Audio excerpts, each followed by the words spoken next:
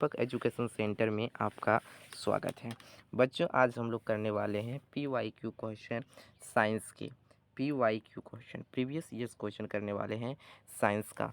ठीक है, तो ये वीडियो आपके लिए बहुत ही इम्पोर्टेंट होने वाला है। ये वीडियो अपने दोस्तों को भी शेयर कर दें ताकि उसे भी लाभ मिल सके। यदि आपके दोस्त आकांक्षा का तैयारी कर रहे हैं तो ये वीडियो उन्हें भी शेयर कर सकते हैं। हमारा मोटिव है कि अधिक से अधिक बच्चों को लाभ मिले। तो आपका एग्ज़ाम आकांक्षा का जैसे कि पता ही होगा कि 3 मार्च को होने वाला है, तो मात्र 2 दिन बचा है। 2 दिन को भी इतना शानदार बनाइए कि अच्छे से आपका एग्ज़ाम निकल जाए। तो देखिए, हम लोग 2022 का सेट 1 करने वाले हैं। सेट 1 क्या है? प्रीवियस ईयर्स का क्वेश्चन ही है, 2019 में जो पूछा गया था, है ना? तो हम लोग सेट 1 से स्टार्ट करेंगे, फिर हम लोग सेट 2, सेट 3 भी सारा करेंगे। तो अभी हम लोग फ़िलहाल साइंस का करने वाले हैं। साइंस में हम लोग फिज़िक्स का देखेंगे। साइंस में किसका देखेंगे हम लोग? फिज़िक्स का। फिज़िक्स का देखेंगे सेट 1। ठीक है, तो ज़्यादा देर ना करते हुए शुरुआत करते हैं क्योंकि आपका परीक्षा बहुत ही नज़दीक आ गया है। यदि हमारे चैनल में पहली बार आए तो चैनल को सब्सक्राइब कर लें, क्योंकि आपको आकांक्षा एग्जाम से रिलेटेड बहुत सारे वीडियो आपको हमारे चैनल पे देखने को मिल जाएंगे। तो स्टार्ट करते हैं फिजिक्स का क्वेश्चन एकदम शानदार तरीके से। क्या लिखा है कि ओम के नियम का निरूपण करने वाला वक्र है, क्या है? रेखीय है।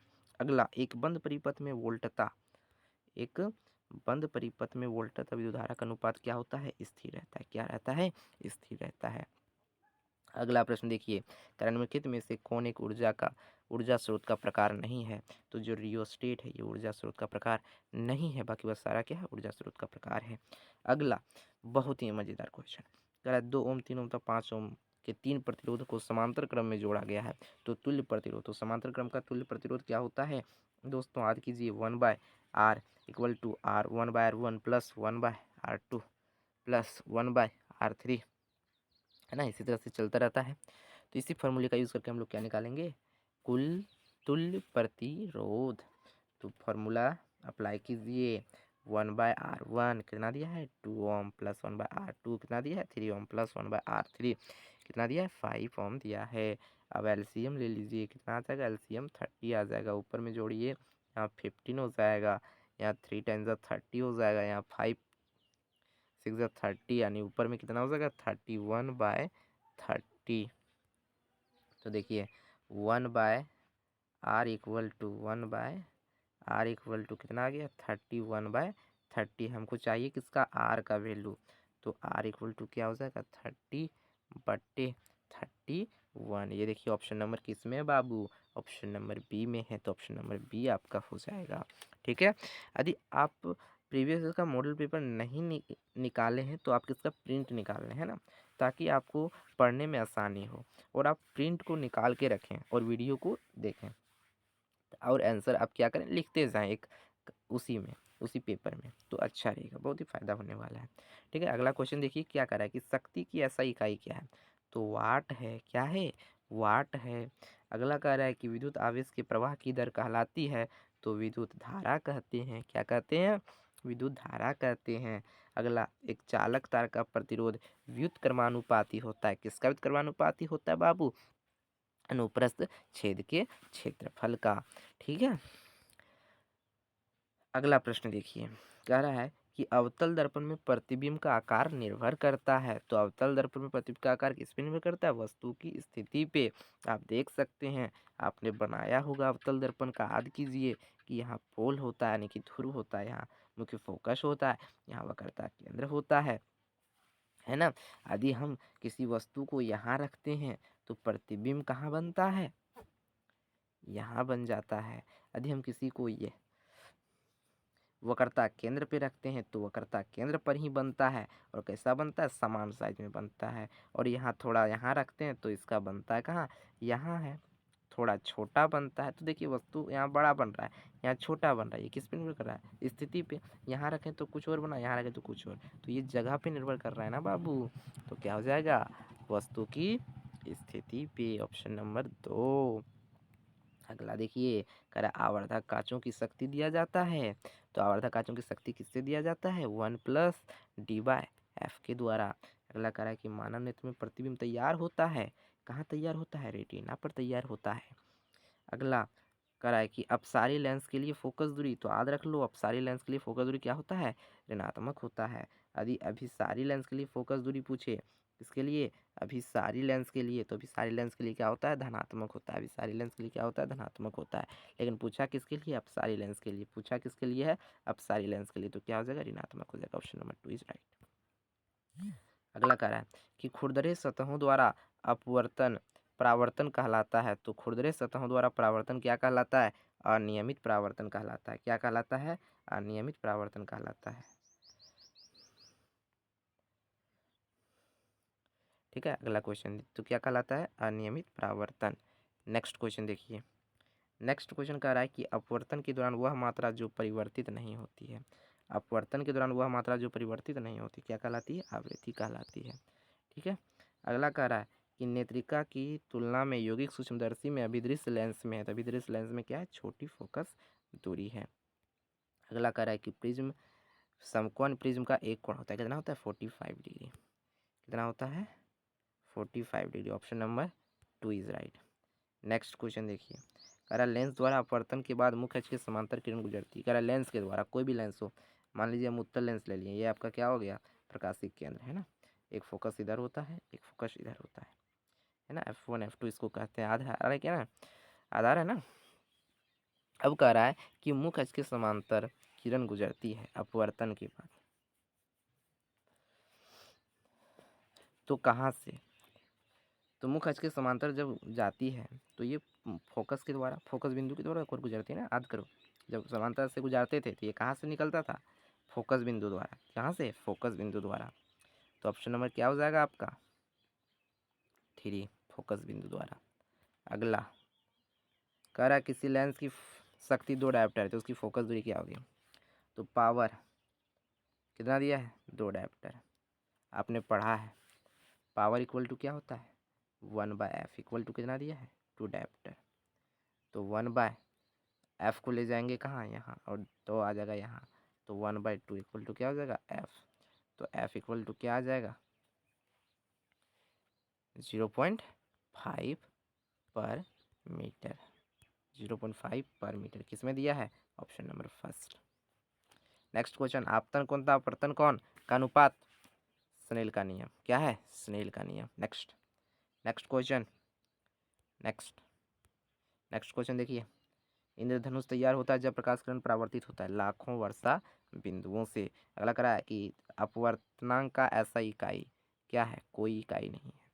अपवर्तनांक का ऐसा इकाई कोई इकाई नहीं है। अगला कह रहा है कि प्रकाश किरण अभिलंब रूप से कांच के स्लेब पर पड़ता है तो अपवर्तन कोण क्या होगा। तो देखिए इधर से आ रहा है एकदम सीधा, अपवर्तन कोण क्या कहते हैं, आने वाले किरण को। तो अपवर्तन कोण ये रहा, तो अपवर्तन कोण के बीच देखिए एंगल कितना बन रहा है। अपवर्तन कोण क्या हो रहा है, इधर से आया इधर सीधे निकल गया, ये अपवर्तित कोण हो गया, ये अपवर्तन कोण। तो अपवर्तित अपवर्तन के बीच कितना बन रहा है, 0 डिग्री बन रहा है। कितना बन रहा है, 0 डिग्री बन रहा है। नेक्स्ट क्वेश्चन, 20 सेंटीमीटर फोकस दूरी वाला उत्तल लेंस की शक्ति। तो याद रखना है, अभी हमने बताया था कि उत्तल लेंस का फोकस दूरी क्या होता है, पॉजिटिव होता है, यानी कि प्लस होता है, धनात्मक होता है। तो उसका शक्ति भी क्या होगा, धनात्मक होगा। तो उत्तल लेंस बोला है तो उत्तल लेंस का शक्ति क्या होगा, धनात्मक होगा। तो सबसे पहले धनात्मक वाला ऑप्शन देखिए। तो देखिए ऑप्शन नंबर 1 और ऑप्शन नंबर 4 ये तो खत्म हो गया, खलास। ये दोनों तो होगा ही नहीं। क्यों नहीं होगा, ये दोनों नेगेटिव में है। क्यों नहीं होगा, क्योंकि ये दोनों नेगेटिव में है, और नेगेटिव फोकस दूरी और नेगेटिव जो शक्ति हो ही नहीं सकता उत्तल लेंस का। उत्तल लेंस का शक्ति क्या होगा, होगा तो पॉजिटिव होगा, या तो 3 या तो 1 या तो 2। तो बना के देखिए, चलिए देखते हैं कि क्या आएगा। तो फोकस शक्ति इक्वल टू क्या होता है, 1/f। f का वैल्यू 20 मीटर में होता है, तो मीटर में बदलिए क्योंकि सेंटीमीटर में दिया हुआ है। तो 2 5 कितना आ गया, 1/5। ये 5 कहाँ जाएगा, ऊपर, तो कितना आ जाएगा, 5 डायोप्टर। कितना आ जाएगा, 5 डायोप्टर। तो हमारा आंसर क्या हो जाएगा, option number B is right. अगला देखिए, कह रहा कौन सा चित्र सही है। तो याद कीजिए कि एक उत्तल लेंस होता था ऐसे, ये होता था प्रकाशीय केंद्र O।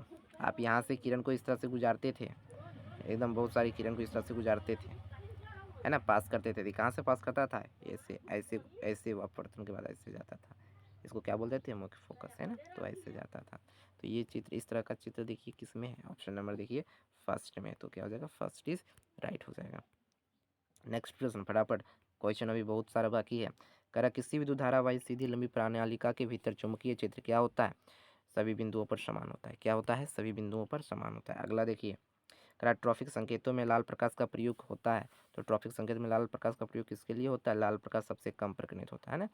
कोहरा पे क्या होता है, कोहरा जब हो जाता है तो लाल रंग का ही हम लोग संकेत देते हैं, क्योंकि वो बहुत कम प्रकटित होता है ना, वो हमको अच्छे से दिखता है, चाहे कोहरा हो चाहे कुछ हो, मौसम के दिनों खराब हो, थोड़ा दूर तक लाइट अच्छे से दिखता है। क्यों ऐसा दिखता है, क्योंकि उसका प्रकीर्णन बहुत कम होता है ना। तो क्या हो जाएगा, ऑप्शन नंबर थर्ड। अगला देखिए, मरीचिका एक उदाहरण है। तो मरीचिका किसका उदाहरण है, प्रकाश की अपवर्तन तथा कुलांतरिक परावर्तन का। अगला, आकाश में तारे टिमटिमाते हुए दिखाई देते हैं। तो आकाश में तारे टिमटिमाते हुए दिखाई देते हैं किसके कारण, वायुमंडलीय अपवर्तन के कारण। किसके कारण, वायुमंडलीय अपवर्तन के कारण। अगला, कह रहा अवतल दर्पण पर बना प्रतिमा भासी से ज्यादा वस्तु से बड़ा आकार का दिखाई पड़ता है, तो वस्तु की स्थिति कहाँ होनी चाहिए। तो देखिए आपने पढ़ा होगा, क्या पढ़ा होगा, ऐसे होता है अवतल दर्पण, है ना। ये हो गया आपका धूर, ये हो गया फोकस। तो देखिए जब धूर और फोकस के बीच किसी वस्तु को रखते हैं तो उसका प्रतिबिंब कहाँ बनता है, दर्पण के पीछे, और एकदम बड़ा बनता है। कैसा बनता है, आभासी बनता है। तो ये कब बन रहा है, जब हम लोग फोकस और ध्रुव के बीच रख रहे हैं। तो फोकस और ध्रुव के बीच रख रहे हैं, तो इसका ऑप्शन क्या हो जाएगा, ऑप्शन नंबर 4। देखिए इसमें दिया हुआ है दर्पण का ध्रुव था फोकस के बीच। अगला कह रहा है कि दर्पण से आप चाहे जितने भी दूरी पर खड़ा हो, आपका प्रतिबिंब क्या है, सदैव सीधा ही दिखाई पड़ेगा, सदैव सीधा ही। तो सीधा किस में दिखाई देता है, सदैव सीधा। तो सदैव सीधा तो समतल में भी दिखाई देता है और उत्तल में भी दिखाई देता है, लेकिन समतल और उत्तल यहाँ दोनों दिया नहीं है। क्या दिया, समतल या अवतल। अवतल में तो सीधा दिखाई नहीं देता है, अवतल में कैसा दिखाई देता है, उल्टा। तो यहाँ आपका आंसर क्या होगा, समतल होने वाला है। क्या होने वाला है, समतल होने वाला है।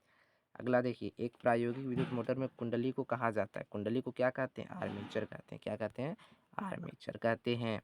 अगला करा, प्रोटॉन के निम्नलिखित गुणों में से कौन सा परावर्तित हो सकता है जब चुंबकीय क्षेत्र में स्वतंत्र रूप से चलता है। तो संवेग परिवर्तित हो सकता है। क्या परिवर्तित हो सकता है, संवेग। अगला कह रहा है विद्युत चुम्बकीय प्रेरण की घटना है। तो विद्युत चुम्बकीय प्रेरण की घटना क्या है, चुंबक तथा कुंडली के बीच में अपेक्षित गति के लिए कुंडली में प्रेरित विद्युत धारा का उत्पादन। अगला देखिए, विद्युत धारा उत्पन्न करने वाला उपकरण कौन सा है, जनित्र है। कौन सा है, जनित्र है।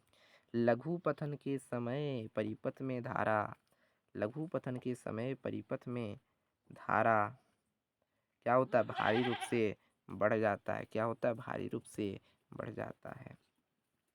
मायोपिया बीमारी, मायोपिया बीमारी से ग्रसित व्यक्ति को सलाह दिया जाता है। तो मायोपिया का मतलब क्या होता है, निकट दृष्टि दोष।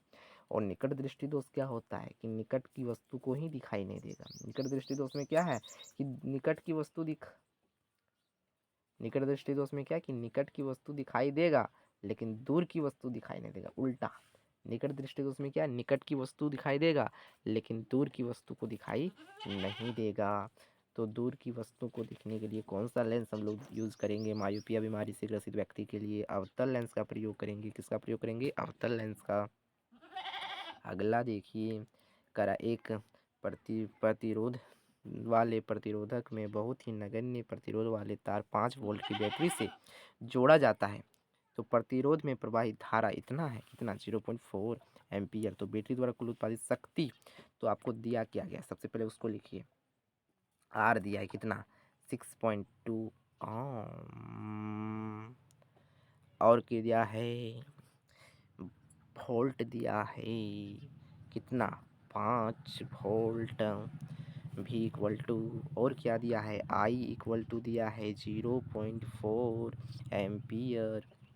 तो आपने पढ़ रखा है, क्या पढ़ रखा है कि पावर इक्वल टू होता है, पावर इक्वल टू क्या होता है, भी आई होता है। आप इस फार्मूला का भी यूज़ करके बना सकते हैं। तो क्योंकि भी का वैल्यू दे रखा है 5 और आई का वैल्यू दे रखा है कितना, 0.4, मल्टीप्लाई कीजिए कितना आएगा, 20 1 के बाद 0 इसलिए 1 के बाद 0 कितना आ गया 2 वाट। कितना आ गया शक्ति 2 वाट।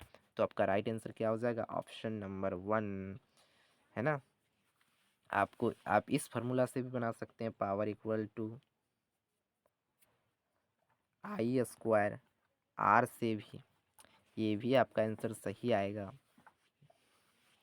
है ना। कैसे सही आएगा देखिए 0.4 का स्क्वायर कर देंगे कितना हो जाएगा, और कितना है आर दिया है 6.2 तो 0.4 का स्क्वायर कितना हो जाएगा 4 4 जा 16 0.16 इंटू 6.2 मल्टीप्लाई कीजिए तो देखिए इससे भी आपका आंसर सही आ गया है। किससे P इक्वल टू वी आई से बना दिया ना।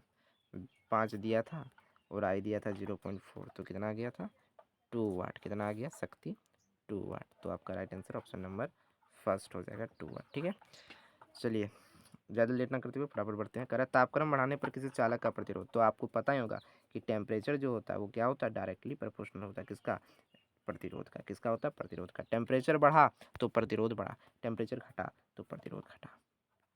ठीक है तो कह रहा है कि तापक्रम बढ़ने पर चालक का प्रतिरोध भी क्या होता है बढ़ जाता है क्योंकि डायरेक्ट समानुपाती होता है। अगला देखिए कह रहा है छोटे तार की तुलना में लंबे तार में होता है, तो छोटे तार की तुलना में लंबे तार में क्या होता है अधिक प्रतिरोध होता है क्योंकि जो तार की लंबाई होता है, जो लंबाई होता है ना, उसका डायरेक्टली यानी समानुपाती होता है ना। क्या समानुपाती होता है प्रतिरोध। प्रतिरोध क्या होता है समानुपाती होता है। तो तार की लंबाई हम क्या किए बड़ा कर दिए तो प्रतिरोध भी क्या हो गया अधिक हो गया। अगला देखिए करा एसी जनित्र में उत्पादित धारा, तो एसी जनित्र में जो उत्पादित धारा होता है वो क्या होता है प्रत्यावर्ती धारा होता है। एसी जनित्र में क्या होता है प्रत्यावर्ती धारा होता है। ठीक है अगला कह रहा है कि भूसंपर्क तार के जरिए बहुत बड़े पैमाने की धारा बढ़ती है क्योंकि क्योंकि क्या होता है बहुत कम प्रतिरोध होता है, बहुत उच्च प्रतिरोध होता है, उच्च आवृत्ति होता है, निम्न आवृत्ति होता है। तो भूसंपर्क तार के जरिए बहुत बड़े पैमाने पर धारा बढ़ती है क्योंकि प्रतिरोध जो होता है वो क्या होता है बहुत कम होता है। प्रतिरोध क्या होता है बहुत कम होता है। तो ये देखिए हमारे थे कुल 40 प्रश्न सेट 1 का किसका फिजिक्स का हम लोग किए हैं। इस तरह से हम लोग 2 दिन के अंदर अंदर सारा सेट कंप्लीट करेंगे, एकदम प्रीवियस का सारा क्वेश्चन खत्म करेंगे। एकदम टेंशन नहीं लेना है ना, टेंशन नहीं लेना है। यदि आपको वीडियो अच्छा लगा है तो वीडियो को लाइक कर दीजिए है ना, और चैनल को सब्सक्राइब कर लीजिए क्योंकि आपको ऐसे वीडियो मिलते ही रहेंगे। ठीक है तो कुल 40 प्रश्न हमने किया। नेक्स्ट वीडियो में आपको केमिस्ट्री का लेकर आएंगे। नेक्स्ट वीडियो में क्या लेके आएंगे केमिस्ट्री का लेके आएंगे। देखिए इसके बाद 40 क्वेश्चन के बाद क्या केमिस्ट्री आपका स्टार्ट है, तो केमिस्ट्री वाला लेके आएंगे हम लोग। तो आज हम लोग फिजिक्स का किए हैं, अगले वीडियो में हम लोग केमिस्ट्री का करेंगे। तो अब यहीं पे इस वीडियो को समाप्त करते हैं। आई होप आपको अच्छे से समझ में आया होगा, आपका डाउट मैं क्लियर कर दिए होंगे है ना। तो अब वीडियो को एंड करते हैं। अब हम लोग फिर नेक्स्ट वीडियो में मिलेंगे केमिस्ट्री के प्रीवियस ईयर्स क्वेश्चन के साथ।